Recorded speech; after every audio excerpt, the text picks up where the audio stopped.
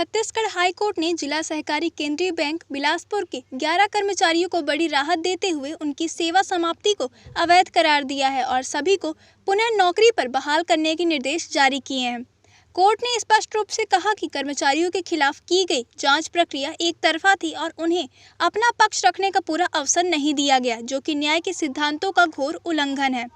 यह पूरा मामला 2014 में हुई भर्ती प्रक्रिया से जुड़ा हुआ है। उस समय बैंक द्वारा विभिन्न पदों पर भर्ती के लिए 110 पदों का विज्ञापन जारी किया गया था।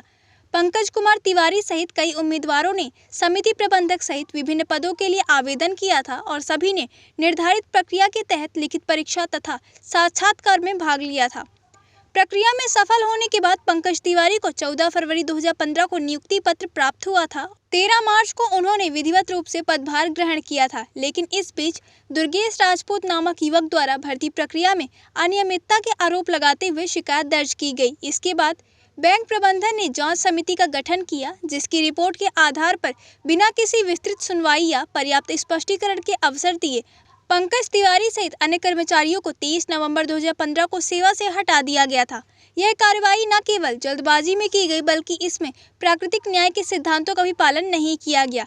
सेवा समाप्ति के खिलाफ पंकज तिवारी ने सबसे पहले संयुक्त पंजीयक सहकारी संस्थाएं रायपुर के समक्ष अपील की, लेकिन वर्ष 2019 में उनकी अपील खारिज कर दी गई। इसके बाद उन्होंने राज्य सहकारी अधिकरण में पुनः अपील दायर, लेकिन वर्ष 2020 में वह फिर से निरस्त हो गई। इसके पश्चात उन्होंने अपने अधिवक्ता के माध्यम से छत्तीसगढ़ हाई कोर्ट की शरण ली और न्याय की गुहार लगाई। हाई कोर्ट में इस मामले की सुनवाई जस्टिस A.K. प्रसाद की एकल पीठ में हुई। याचिकाकर्ता के अधिवक्ता ने अदालत में यह तर्क प्रस्तुत किया कि भर्ती प्रक्रिया पूरी तरह नियमों और निर्धारित प्रक्रिया के तहत संपन्न हुई थी। सभी अभ्यर्थियों की योग्यता और दस्तावेजों की जांच नियमानुसार की गई थी और कहीं भी किसी भी प्रकार की स्पष्ट अनियमितता साबित नहीं हुई। इसके बावजूद बिना पर्याप्त सबूतों के और बिना सुनवाई के मौका दिए कर्मचारियों की सेवा समाप्त कर दी गई, जो कि कानून के खिलाफ है।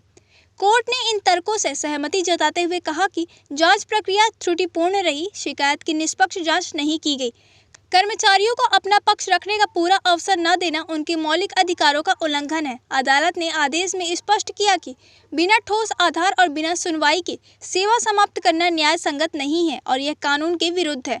इस प्रकार के मामलों में कर्मचारियों के अधिकारों की अनदेखी नहीं की जा सकती।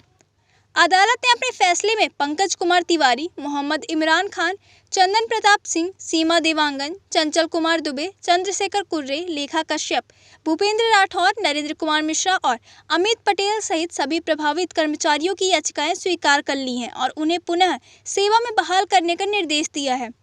हाई कोर्ट का यह ऐतिहासिक निर्णय न केवल कर्मचारियों को राहत देने वाला है, बल्कि यह भी स्पष्ट करता है कि बिना विधि सम्मत प्रक्रिया के किसी कर्मचारी को सेवा से हटाना उनके अधिकारों का हनन है। यह आदेश भविष्य में ऐसे मामलों में एक मिसाल के रूप में कार्य करेगा। संस्थाओं को भी यह आदेश देगा कि सेवा समाप्ति जैसे गंभीर निर्णय निष्पक्ष और पारदर्शी तरीके से ही लिए जाने चाहिए।